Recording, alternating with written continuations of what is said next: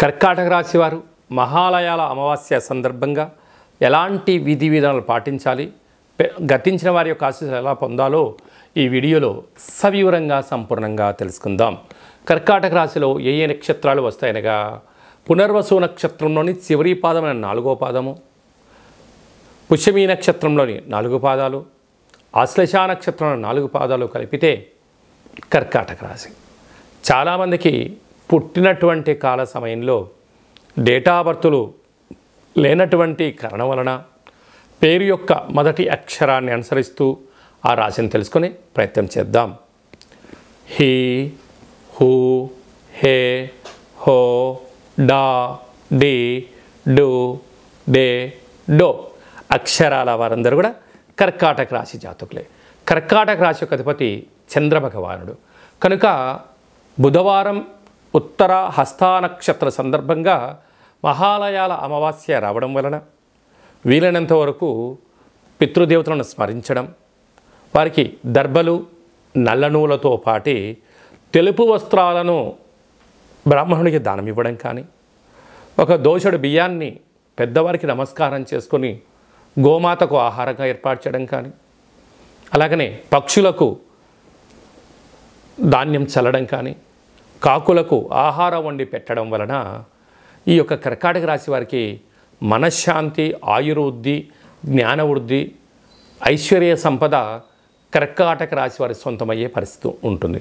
కారణం ఏమనగా ఒకవైపు అష్టమస్థాన శని యొక్క ప్రభావం చేత విపరీతమైన బాధపడుతున్న సందర్భాలలో ఈ పితృదేవతలకు జీవుడు ఏదో రూపంలో తినడం వలన, వీరి కర్మను దానం చేయడం వలన ఐశ్వర్యం, ఆరోగ్యం, ఆనందం, భోగభాగ్యం కర్కాటక రాశి వారికి రావడం ప్రారంభిస్తుందని చెప్పి గమనించాలి.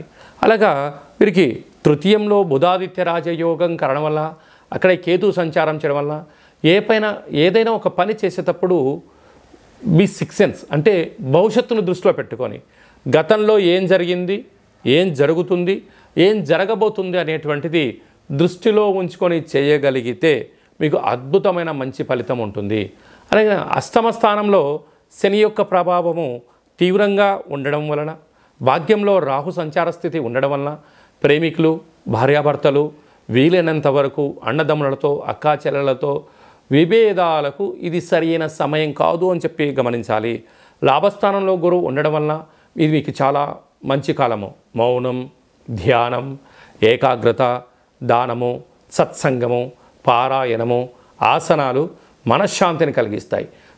వ్యయంలో కుజ భగవానుడు సంచారం చేయడం వలన, కుజదోష ప్రభావం కారణం వలన మీ జన్మ నక్షత్రం రోజున అష్టమి, పూర్ణిమ, అమావాస్య తిథుల యందున దూర వాయు జల ప్రయాణాలకు దూరంగా ఉండండి.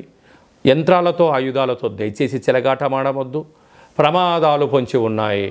నీటి వ్యాపారాలు, హోటల్ వ్యాపారాలు, పాల ఉత్పత్తులు, ఆహార క్రయ విక్రయాలు, గోడౌన్స్, స్వయం వృత్తులు, గృహ భవన నిర్మాణ కార్యక్రమం చేసేవారు, వ్యవసాయ సోదరీమణులు జాగ్రత్తలు వహించడం వలన ఆరోగ్యాన్ని కాపాడుకొని మానవ ప్రయత్నం చేయాలి అని చెప్పి జ్యోతిర్విజ్ఞానం తెలియచేస్తుంది.